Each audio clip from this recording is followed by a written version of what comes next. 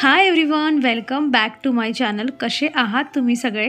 अपेक्षा करते खूप छान मजेत असणार तुम्ही. वीकेंड तुमचा खूप छान गेलेला असेल.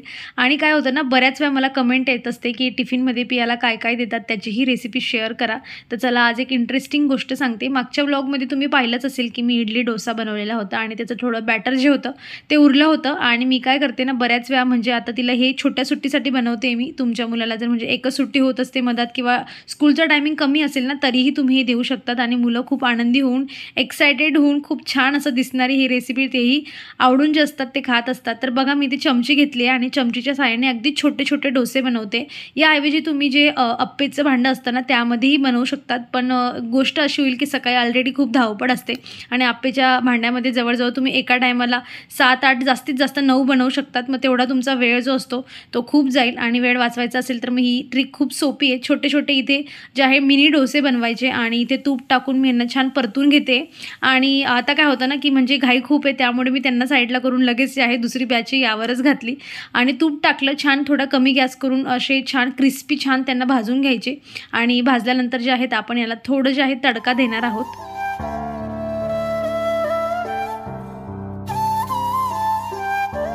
मी इथे कढईमध्ये थोडं तेल घालते आणि मी ना यामध्ये काय यूज करणार आहे की माझ्याकडे जे सांबार मसाला असतो ना मी त्याचा यूज करणार आहे. तुम्हाला जर सांबार मसाल्याचा यूज करायचा नसेल किंवा नसेल तुमच्याकडे तर तुम्ही तिखट हळद हे जे असतं ना हे पण तुम्ही घालू शकतात. किंवा तुम्ही थोडा मॅगी मसालाही त्यावर स्प्रिंकल करू शकतात. तर मी इथे बघा तेल तापलं होतं त्यामध्ये मोहरी घातली, जिरं घातलं आणि कढीपत्ता घालते. आणि जसं मी तुम्हाला सांगितलं की माझ्याकडे सांबार मसाला होता तर मी तो सांबार मसाला घालते आणि थोडंसं अगदी मी गॅस बंद करून दिला. हे सगळं जे आहे जळायला नको म्हणून आणि लगेच जे आपले मिनी डोसे होते ते यामध्ये घातलेले आहेत आणि सगळ्यांवर बरोबर याची कोटिंग होऊन जाते. मी मीठ व्यवस्थित चवीपुरता जे होतं ते आधीच बॅटरमध्ये घातलेलं होतं त्यामुळे मला नंतर आता यामध्ये स्प्रिंकल करायची गरज नाही आहे.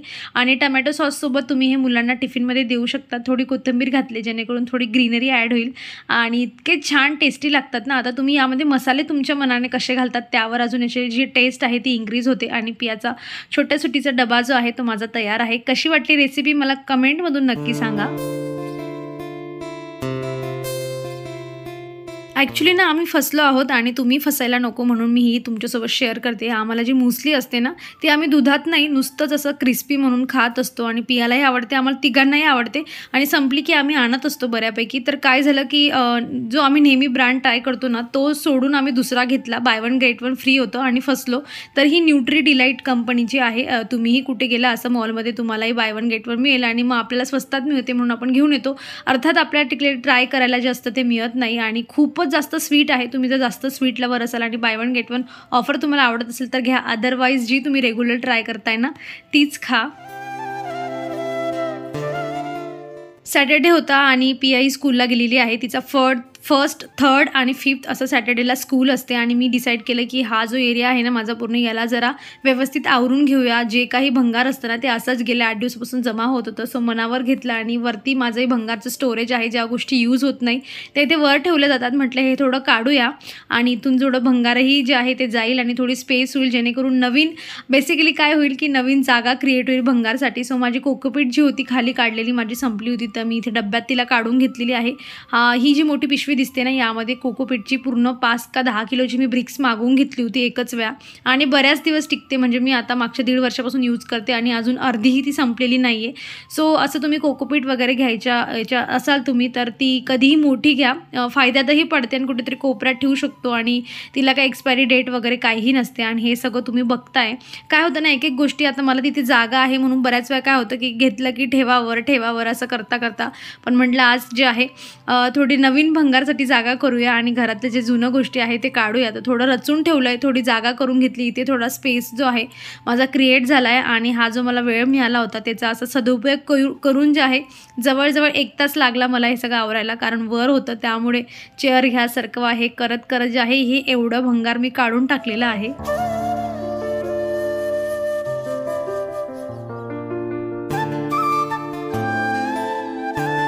मागच्या एका व्हिडिओमध्ये मी तुमच्यासोबत शेअर केलं होतं की गुलाबाच्या झाडाचे जे म्हणजे त्याचे जे फ्लावर्स होते ते मी कट केले होते आणि त्याचंच जे अपडेट आहे मी तुम्हाला आता देणार आहे. पण त्याआधी हे जे फ्लावर्स तुम्ही बघताय तुमचंही मन प्रसन्न झालं पाहिजे जसं माझं होतं आहे. आणि खरंच खूप जास्त असं जे फ्लावर्स आहे ना या दोघंही झाडांना येतं, एवढं छान वाटतं ना बघून. सकाळ संध्याकाळ रात्र कधीही बघा नेहमी फ्लावर्स असतात. त्यामुळे जे माझे बाकीचे सदाफुलं गेल्यात ना त्याचं दुःख जे आहे ते मला फार कमी होत असतं. आणि आता पहा याचेही 2 फ्लावर खूप सुकलेत. ॲक्च्युली तुम्हाला दाखवण्यासाठीच मी यांना कट केलेलं नव्हतं. म्हटलं जोवर नवीन ब्रांचेस थोड्या विजिबल होत नाही तोवर राहू देऊया, म्हणजे तुम्हालाही समजेल की कटिंगचे किती जास्त महत्त्व असतं. तर हे पहा इथे जिथे जिथे मी कट मारले होते ना मागच्या वेळेस जे फ्लावर कट केले त्यांच्या एका याच्यातून 2-2 3-3 नवीन ब्रांचेस जे आहे ते येत आहेत. एक खालच्या साईडून खूप मोठी होत आहे आणि जेव्हा नवीन ब्रांचेस येतील ना तेव्हाच झाडाला फुलं येत असतात. त्यामुळे कटिंग पण खूप जास्त महत्त्वाचे आहे. आणि जसं तुमचं एखादं फ्लावर आलं त्यानंतर 4-5 दिवसानंतर त्याला कट घाला. मोस्ट ऑफ म्हणजे गुलाबासाठी तर तुम्हाला कट करावंच लागेल. तुम्ही जर कटिंगच नाही करणार तर नवीन ज्या ब्रांचेस आहेत त्या येणार नाही आणि नवीन ब्रांचवरच फूल येतात. कारण एका ब्रांचवर एक वेळा फूल आलं की नवीन त्यावर जे आहे फूल नवीन येत नाही. त्यासाठी तुम्हाला फूल घेण्यासाठी ब्रांचेस जास्त पाहिजे आणि जेवढ्या जास्त ब्रांचेस तेवढे जास्त जे आहे फूल. आणि इथे मीही हा एक प्रयत्न करते की मला असं वाटते की याचे हे बारीक बारीक सीड असतात आणि ग्रो केलं तर काय माहिती ना बरं होईल ग्रो केलं तर, म्हणून ते कट करण्याआधी जे आहे मी त्याचे सीड्स इथे खाली टाकून घेते जेणेकरून एखादं उगलंच तर बरं होईल. तर चला तुमच्याकडे असेल असं गुलाबाचं झाड तर आजच त्याची कटिंग करा.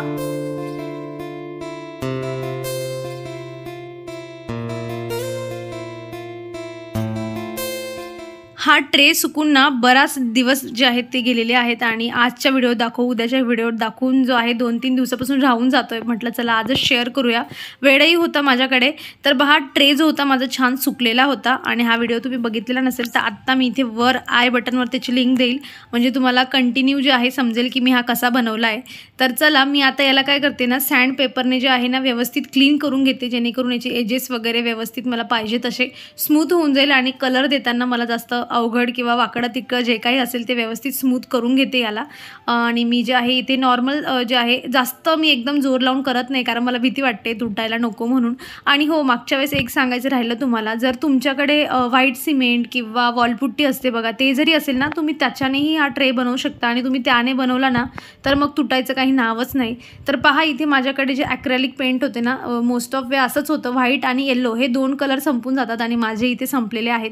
सो माझ्याकडे अगदी म्हणजे जेव्हा आम्ही घर हे नवीन घेतलं होतं ना तेव्हा जे आहे पेंटिंगचं काम चालू होतं आणि मी त्या लोकांकडून जो होता ना त्यांच्याकडे ते ॲक्रेलिक कलर म्हणायचे. याला प्रॉपर असा ॲक्रेलिक नाही तो पण ठीक आहे, त्यावर मी वॉर्निश वगैरे यूज करेल. तर तेव्हा मी हा अशा बॉटलमध्ये जो होता ना हा कलर भरून ठेवला होता आणि आता मला कामात येतोय.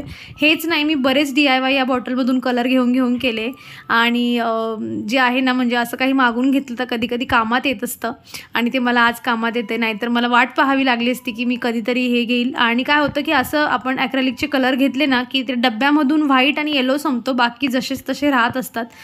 त्यामुळे नुसतं व्हाईट घेणं म्हणजे मग तोही महागात जातो. पण चला आता इथे मी जे आहे याला 2 कोट मी जे आहे व्हाईटचे देणार आहे, एक फर्स्ट आणि नंतर थोडा ड्राय झालं की व्हाईट देईल. आणि हे जे होतं ना हा ट्रे ॲब्झॉर्ब करत होता कलर त्यामुळे खूप पटापट ड्राय झाले ते. सो माझा फर्स्ट जे होती इथे कोट देऊन झालेला आहे आणि आता सेकंड पण मी जे आहे इथे कोट देऊन घेते.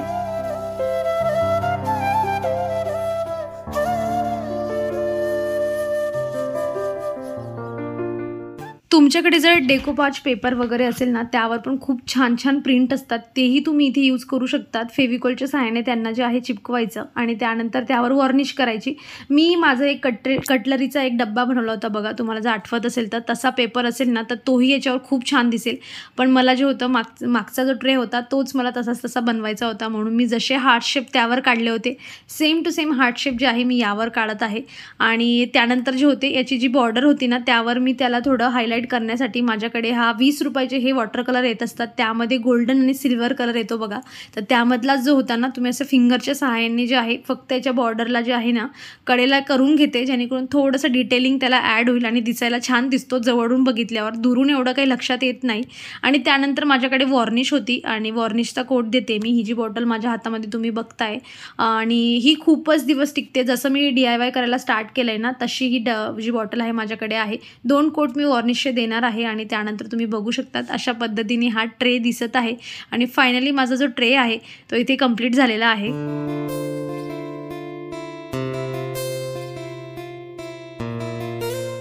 हा ट्रे मी ॲक्च्युली म्हणजे मला ऑइलच्या बॉटल ठेवण्यासाठी मी बनवलेला आहे. त्यासाठी मी तिथे एक प्लास्टिकचा छोटा जो आहे एक शीट अशी मी बनवून घेतली, जेणेकरून तेल वगैरे ड्रॉप होईलच खाली, तर ते मला परत हा ट्रे क्लीन करायची गरज नको पडायला. तसं मी वॉर्निश यूज केली आहे, तर मी डायरेक्ट ओल्या कपड्याने याला क्लीन करू शकते, पण तरी प्रिकॉशन्स घेण्यासाठी मी एक जी होती प्लास्टिकची पिशवी इथे अशा पद्धतीने कट करून ठेवली आहे. आणि ह्या मी इथे माझ्या ऑइलच्या बॉटल जे मी इमॅजिन केलं होतं सेम टू सेम तसंच जे आहे इथे दिसतंय आणि खूप छान दिसतंय.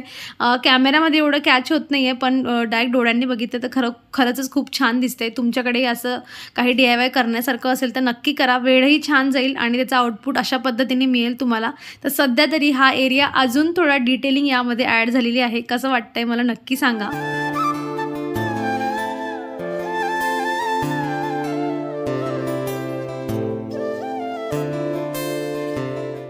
तर हे असतं आलामंडाचं फूल. मागच्या वेळेस तुम्हाला वाटत असेल की ही काय बोलते आलामंडा, तर ह्या झाडाला आलामंडा म्हणतात. आणि त्याच्या जे फूल असतं ना ते अशा पद्धतीने दिसतं. तेव्हा कडी होती, एवढं प्रॉपर दिसत नव्हतं आणि आता छान दिसतंय. त्यानंतर आम्ही सायंकाळी निघालेलो आहोत, बिकॉज सॅटर्डे आहे, कुठे ना कुठे गेलंच पाहिजे. तर तुम्ही बघू शकतात म्युझिक चाललं आहे, रेडिओ चालू होता गाडीमध्ये आणि पिया हाताने छान डान्स करत होती. एवढे क्यूट वाटत होते तिचे हात आणि खूपच छान, म्हणजे ती म्युझिकवर बरोबर पकडून ना तशाच पद्धतीने डान्स करत होती ती. घर मोरे परदेसिया हे सॉन्ग चाललेलं होतं आणि त्यावर तिचा डान्स चाललेला होता. रस्त्यात आम्ही आधी मंदिरात थांबलो आणि खूप छान वातावरण होतं, म्हणजे पाऊस कधीही पडेल असं होतं, पण तरी आम्ही रिस्क घेऊन जे होतो आम्ही पूर्ण मंदिरावर वर चढलो. आणि प्लॅनिंग अशी होती की थोडं ट्रॅकिंग करू, जेणेकरून थोडी एक्झरसाईज होईल, बॉडी थोडी दमेल. आणि हे मंदिरावर चढण्यासाठी थोडं वरच जावं लागतं, त्यामुळे इथेच मनुष्य दमत असतं. आणि पावसाच्यामुळे काय झालं होतं ना की इथे पूर्ण लाईन अशी होती ना की तुम्ही जर, मला असं वाटतं की इथे जेव्हा पाऊस चालू असेल ना तेव्हा आलो ना तर डायरेक्ट धबधब्याची अशी थोडी फिलिंग येईल. कधीतरी करू ट्राय. आणि थोडी ग्रीनरी जी आहे ती इथे ॲड होत आहे जसा पाऊस अजून जास्त पडत जाईल. हवा इतकी छान थंडगार चालली होती, तर असं वाटलं की बरंच झालं आपण इकडे आलो, कुठेतरी दुसऱ्याकडे न जाता. आणि आम्ही भरपूर इथे एन्जॉय केला. पियाने खूप जास्त मज्जा केली.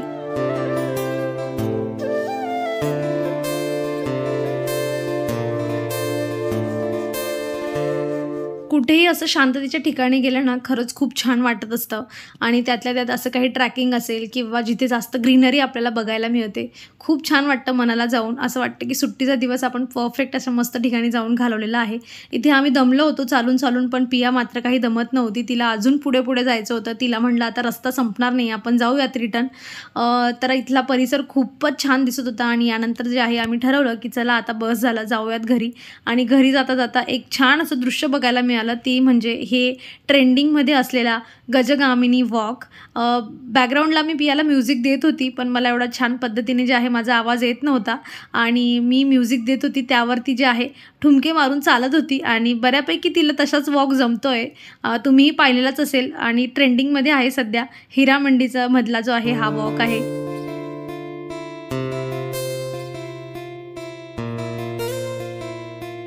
घरी जाताना नर्सरीचे रस्त्यातून दर्शन झाले आणि मी थांबणार नाही असं कसं होईल, सो मी गाडी थांबवली आणि मी इथे घेऊन आली या दोघांना. म्हटलं काही घेऊन नका दिलं तरी चालेल, पण मला बघू द्या, फक्त 10 मिनटं घालवते मी, जरा एनर्जी येईल मला. आणि मी इथले सगळे प्लांट्स बघितले. खूप काही व्यवस्थित मेंटेन नसल्यामुळे बरेच खराब झालेले होते, पण मी घेणार नाही असं तर होणार नाही. मी इथून 2 प्लांट्स घेतलेले आहेत आणि पुढच्या व्लॉगमध्ये तुमच्यासोबत शेअर करते मी काय काय घेतलं म्हणून. आणि ऑफकोर्स मला स्वस्तात मिळाले नेहमीपेक्षा, रेग्युलर नर्सरीपेक्षा थोडे स्वस्तात मिळाले, सो मी घेऊन टाकले 2. आणि यानंतर जे आहेत आम्ही डायरेक्ट घरी जाणार आहोत. अपेक्षा करते की तुम्हाला हा व्हिडिओ आवडलेला असेल. कसा वाटला व्हिडिओ मला कमेंटमधून सांगा. आवडला असेल तर लाईक करा, चॅनलवर नवीन असाल तर प्लीज चॅनलला सबस्क्राईब करा. आपण भेटूया पुढच्या अशाच इंटरेस्टिंग व्हिडिओमध्ये. तोवर तुम्ही स्वतःची काळजी घ्या. So take care friends and bye.